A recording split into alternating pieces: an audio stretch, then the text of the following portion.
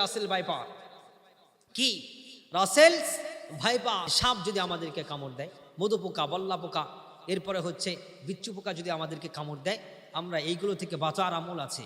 কি আছে? বাঁচার আমল আছে। রাসেল ভাইপার কি রাসেলস ভাইপার, ভয় পাচ্ছি। এই সাপটা তো আগেও তো ছিল, কিন্তু এই সাপ আমাদের মাঝে কেন এসেছেন? এই সাপ আমাদের মাঝে এসেছেন আমাদেরকে আতঙ্ক দেখানোর জন্য, ভয় দেখানোর জন্য না। আমি তো মনে করি এটা আল্লাহর গজব। আল্লাহ আমাদেরকে আযাব দিচ্ছে, গজব দিচ্ছে।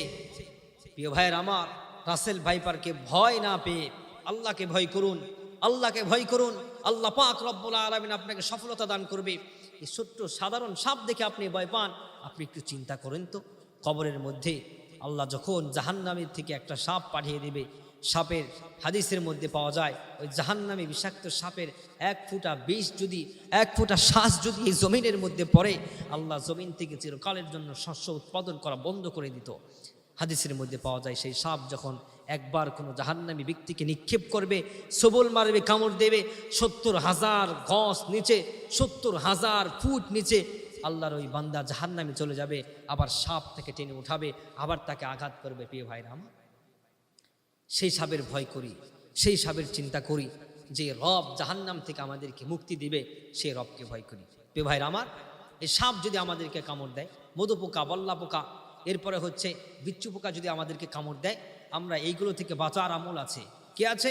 বাঁচার আমল আছে। ভয় না পাই, বাঁচবো কি? যখন আমাদেরকে কোনো সাপে কামড়াবে, বিচ্ছু পোকা কামড়াবে, মধু পোকা মানে বল্লা মৌমাছি যখন আমাদেরকে কামড়াবে, তখন আমরা ওই সময় কি করব? সূরা ইখলাস 3 বার, সূরা ফালাক 3 বার, সূরা নাস 3 বার, সূরা ফাতিহা 1 বার এবং আয়াতুল কুরসি 1 বার পরে আমরা আমাদের ওই জায়গার মধ্যে একটু মাসাজ করব। মাসাজ করার পরে আমরা সেই জায়গাটার থেকে আমরা একটু রুকিয়া করব। আল্লাহ পাক আমাদেরকে শেফা দান করে দিবেন। এবং এরপরে হচ্ছে আমরা একটু লবণ আমাদের ওই ক্ষত স্থানের মধ্যে আমরা লবণ দিয়ে দিব। ইনশাআল্লাহ আল্লাহ পাক আমাদেরকে শেফায়ে আজলা কামলা দান করবেন।